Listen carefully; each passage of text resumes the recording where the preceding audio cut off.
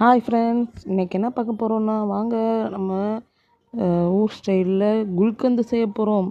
பன்னீர் rose நம்ம சென்னை பக்கத்தில் வீட்டு பக்கத்தில் ரீசெண்டாக தான் ஒரு 1 வீக் முன்னாடி வந்து பார்த்தேன். நல்லா இருக்குமே சொல்லிட்டு வாங்கிட்டு வந்தேன். ஆனால் என்ன செய்யணும்னு பிளான் பண்ணி வாங்கிட்டு வரலைங்க. டீ போடலாம் அப்படின்னு நினச்சேன். வேறு எதுவும் பண்ணலாமான்னு சொல்லி எங்கள் அக்கா வந்து இதை வச்சு குளியல் சோப்பு குளியல் பவுட்ரு செய்வா. சரி எதுவும் பண்ணலாம் அப்படின்னு சொல்லி தான் வாங்கிட்டு வந்தேன். அப்புறம் ஒரு 2-3 நாள் கழித்து தான் தோணுச்சு குல்கந்து பண்ணலாம், ஸ்வீட்டு நல்லாயிருக்கும் அப்படின்ட்டு. அதில் யூடியூப்பில் நிறைய வீடியோஸ் பார்த்தேன்.